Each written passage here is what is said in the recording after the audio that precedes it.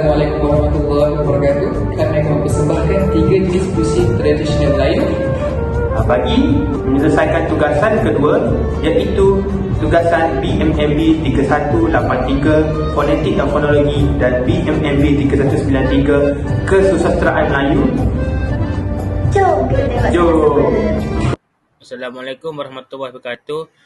Kumpulan kami akan membentangkan tentang hasil dapatan tugasan kami yang telah dilumrahkan dalam bentuk persembahan. Tugasan ini merupakan tugasan BMMB 3183 Fonetik dan Fonologi yang kedua. Sekalung penghargaan daripada saya sendiri dan rakan seperjuangan saya, Nur Afiqah Hanis dan Zikri Hakimi, kepada pensyarah kami Yang Mulia Tengku Nur Faizul binti Kumbung, pensyarah khusus fonetik dan fonologi, kerana telah membimbing kami tentang cara dan bagaimana untuk menyiapkan dan juga memastikan tugasan ini dapat dihantar dengan campin dan lancar. Objektif pembentangan kami adalah untuk menjelaskan elemen fonetik dalam bahasa Melayu, untuk kami pamerkan pendeklamasian puisi tradisional Melayu dengan penerapan elemen fonetik bahasa Melayu yang tepat, dan juga kami akan mengenalpasti elemen fonetik yang terdapat dalam puisi tradisional Melayu yang telah kami sajikan. Bahasa melambangkan bangsa. Seperti yang kita tahu, dalam memperkasa penggunaan bahasa Melayu yang tepat kepada seluruh masyarakat, pengujaran bahasa yang mengikut hukum dan elemen fonetik perlu dititikberatkan. Hal ini dikatakan demikian kerana pengujaran kata atau pengujaran ayat yang tepat mampu untuk menormalisasikan satu penggunaan bahasa Melayu menyeluruh yang lebih bersepadu dan juga yang lebih campin. Di sini kita dapat melihat bahawa bahasa juga akan dapat dimartabatkan dan dapat dipandang tinggi oleh masyarakat lainnya. Jadi, pembentangan ini akan kami sajikan tentang apakah jenis-jenis elemen fonetik yang sebenarnya amat penting dalam memartabatkan bahasa sebagai lambang bangsa.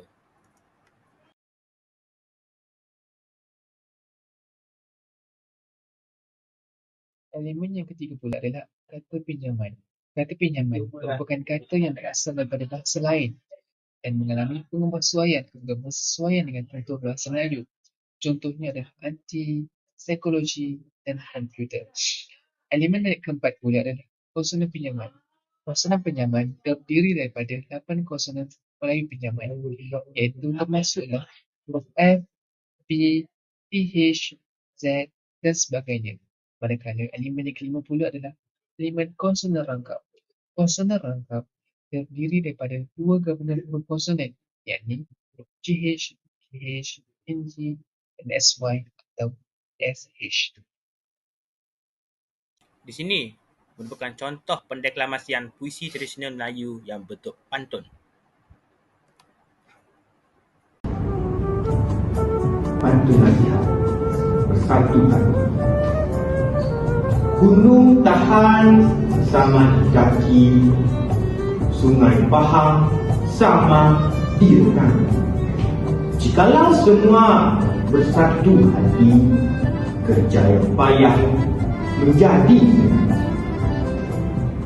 Menanam bunga di dalam pasu, bunga melati, bungalah pandai. Janganlah ikut hawa nafsu, kelak nanti binasa badan. Nyuruh muda dibuat pengat, mari makan bulan puasa. Wahai pemuda, hendaklah ingat, kerana mulut badan biasa. Sekian, terima kasih. Berikut merupakan lirik pantun nasihat yang berkisarkan tentang bersatu hati. Di sini anda boleh melihat lirik ini sebagai satu panduan kepada apa yang telah saya deklamasikan pada video yang lepas. Di sini saya akan menerangkan lebih lanjut tentang elemen fonetik yang terdapat dalam pantun yang telah saya kemukakan dan deklamasikan, iaitu pantun nasihat. Kita lihat daripada rangkap pertama dan baris pertama, perkataan gunung yang mengandungi konsonan rangkap NG. Cara untuk menyukukan perkataan tersebut ialah suku kata pertama Jiugu dan suku kata kedua Enjinung. Okey, kita lihat pada rangkap pertama dan baris kedua pula. Perkataan sungai mengandungi konsonan rangkap NG dan juga difton AI. Dan perkataan bahang mengandungi konsonan rangkap NG dan perkataan direnang mempunyai konsonan rangkap NG juga. Jadi di sini saya akan milih satu saja perkataan. Saya milih perkataan direnang untuk kita sukukan sebagai contoh. Jadi DID, Arira, NENG-nang. Sini ialah satu cara untuk menyebut bagaimana untuk menyebut perkataan direnang. Okey, kita lihat pada rangkap pertama dan baris ketiga pula. Jikalau merupakan satu perkataan yang menggunakan perkataan diftong, yang menggunakan diftong AU dan juga semua menggunakan vokal berganding UA. Di sini saya milih perkataan semua untuk kita tunjukkan contoh untuk kita sukukan perkataan tersebut. Rata-rata manusia, rata-rata masyarakat akan menyukukan perkataan tersebut sebagai as isa mua mua. Sebenarnya ia mempunyai tiga suku kata sahaja, bukan dua. Jadi cara untuk menyukukan perkataan semua ialah as isa mu a, di mana UA, vokal berganding UA mengandungi satu proses labialisasi, di mana ada peluncuran bunyi W pada tengah-tengah huruf vokal U dan A. Okey, kita lihat pada contoh yang keempat, pada rangkap pertama dan baris keempat, perkataan yang dan senang, yang kedua-duanya mempunyai perkataan konsonan rangkap NG. Di mana kita tengok rangkap kedua dan baris pertama juga mengandungi benda yang sama, iaitu bunga, konsonan rangkap NG. Dan pada rangkap kedua baris ketiga, kita tengok perkataan yang sama, bunga dan bungalah, mempunyai konsonan rangkap NG. Dan melati. Melati merupakan satu kata pinjaman bahasa Jawa, malati, yang mempunyai sama erti dengan melati. Kita tengok pada rangkap kedua dan baris ketiga pula, janganlah mempunyai konsonan rangkap NG. Dan juga kita tengok pada perkataan nafsu yang ada konsonan pinjaman F dan juga kata pinjaman bahasa Arab yang disebut sebagai nafs. Jadi kita tengok cara untuk menyukukan perkataan nafsu ini ialah NAF, naf, SUSU, nafsu. Okey, kita lihat pada rangkap ketiga dan baris pertama pula, perkataan nyur merupakan satu suku kata. Jadi untuk menyukukan perkataan nyur tersebut hanyalah mempunyai satu suku kata, jadi NYIUR adalah satu suku kata yang tetap. Okey.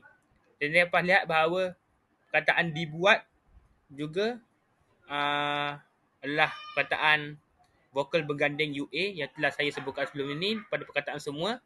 Jadi perkataan itu mengalami labialisasi dan juga pengat, seperti biasa konsonan rangkap NG. Okey. Untuk rangkap ketiga dan baris kedua pula, perkataan puasa merupakan perkataan bahasa Sanskrit yang berbunyi upavasa, dan ia merupakan ada elemen vokal berganding UA. Dan akhir sekali perkataan wahai yang mengandungi diftong dan juga perkataan ingat yang mempunyai konsonan rangkap macam biasa NG. Secara keseluruhannya, kita dapat lihat bahawa konsonan rangkap NG mendominasi puisi ataupun puisi tradisional Melayu ini. Penggunaan NG yang sangat kerap adalah satu bukti di mana konsonan rangkap ini amat kerap digunakan dalam pantun-pantun puisi-puisi lainnya. Dan kita dapat lihat bahawa konsonan pinjaman adalah perkara yang paling mustahil untuk kita jumpa pada pantun nasihat ini. Kita hanya jumpa satu saja, iaitu perkataan nafsu tadi. Jadi itulah sekadar apa yang saya dapat rumuskan tentang elemen-elemen fonetik yang terdapat dalam pantun nasihat ini. Dan yang seterusnya kita beralih kepada pendeklamasian puisi tradisional Melayu iaitu syair oleh saya sendiri. Persembahkan syair nasihat. Wang terkumpul diri pun kaya, takbur dan sombong timbul sebaya. Perintah Tuhan Rabbi yang kaya, sekali-kali tidak percaya. Kaum kerabat dipandang lata, bangsa miskin jangan dikata. Takdir ia datang meminta, haram dipandang sebelah mata. Dengarkan Tuhan suatu ibarat, keadaan alam timur dan barat. Kuasa Allah punya kudrat, lautan bumi menjadi darat. Ingatlah wahai emas duita, pikirnya pikir di dalam jika. Sungguh pun diri orang berharta, Tuhan jangan dipandang lata. Sekian, terima kasih. Berikut merupakan lirik syair nasihat yang telah dideklamasikan. Berikut merupakan elemen formatif yang terdapat dalam syair nasihat. Pada rangkaian yang pertama, baris yang pertama kita dapat lihat bahawa terdapatnya konsonan rangkap pada perkataan wang, iaitu konsonan rangkap NG. Dan pada rangkap yang pertama, baris kedua pula, terdapat juga konsonan rangkap NG itu pada perkataan sombong. Dan pada rangkap yang pertama, baris yang ketiga pula, terdapat perkataan ataupun kata pinjaman bahasa Arab iaitu Rabbi yang bermaksud Tuhan.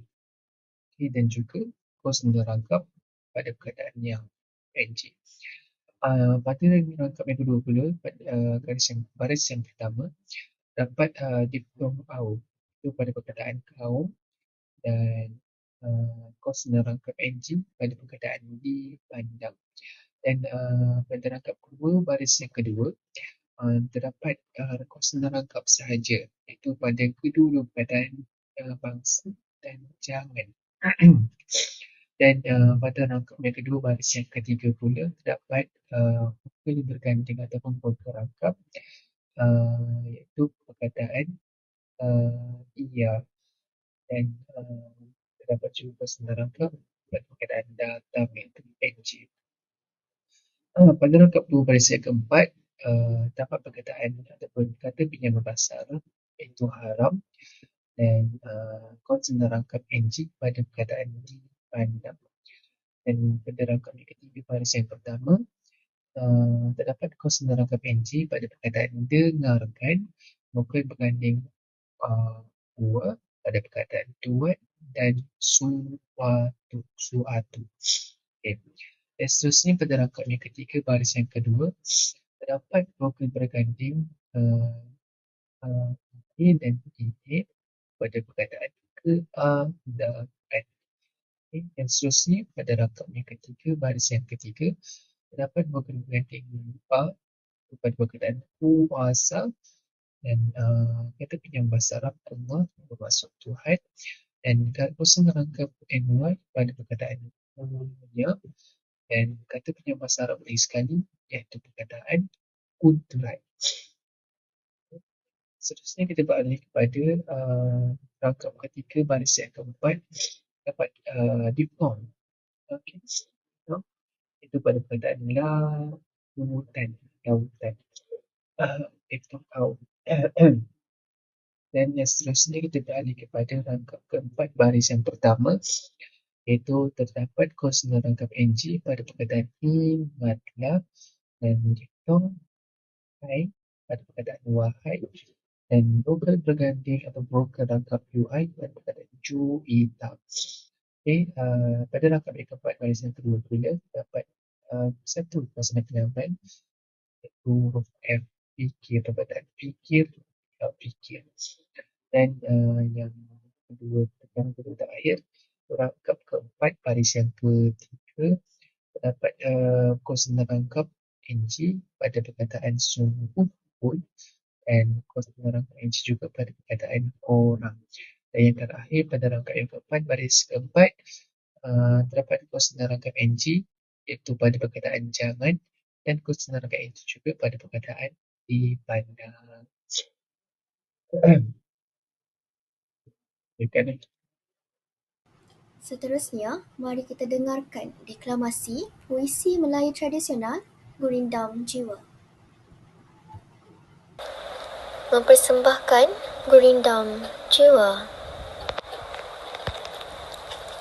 Tuai padi antara masa, esok jangan layu-layuan, intai kami antara nampak, esok jangan rindu-rinduan. Anak Cina memasang luka, luka dipasang di Tanjung Jati, di dalam hati tidak ku lupa, bagaikan rambut bersimpul mati.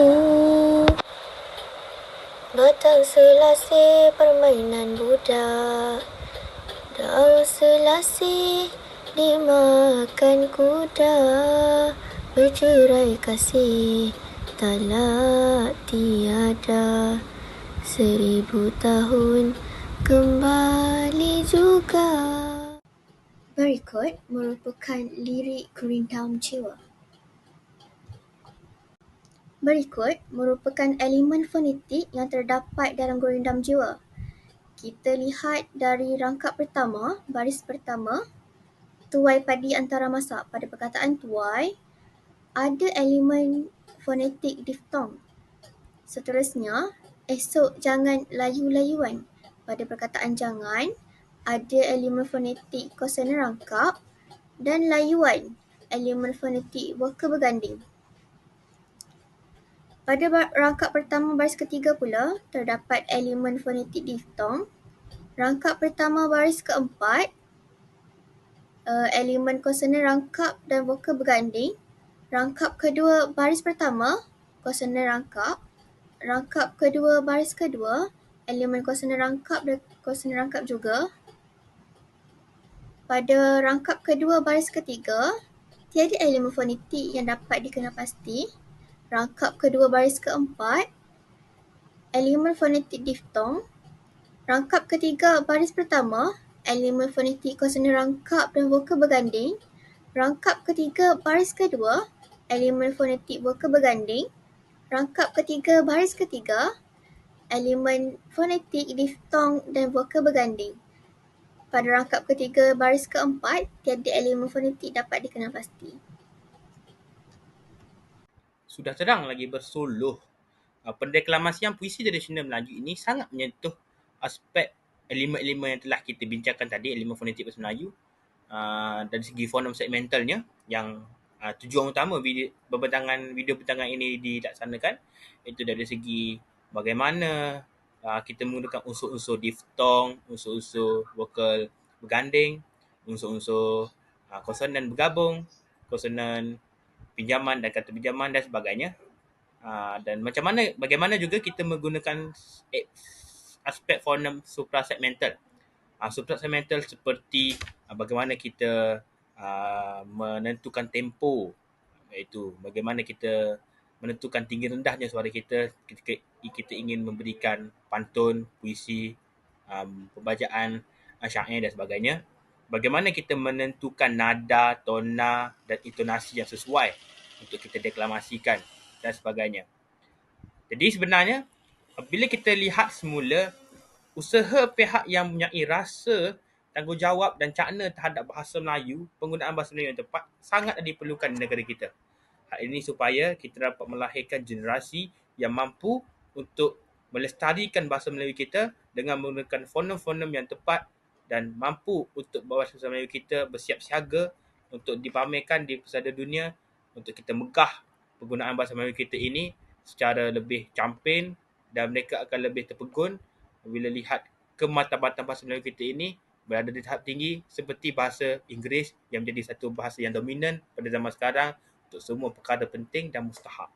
Jadi sebenarnya bahasa Melayu ini amatlah perlu kita lestarikan supaya Dengan menerapkan pendeklamasi yang puisi tradisional di kelas, guru-guru boleh menerapkan sedikit demi sedikit supaya mereka berasa yakin untuk mereka tampil ke hadapan untuk membicarakan penggunaan bahasa Melayu, fonetik dan fonologi yang tepat dan baik.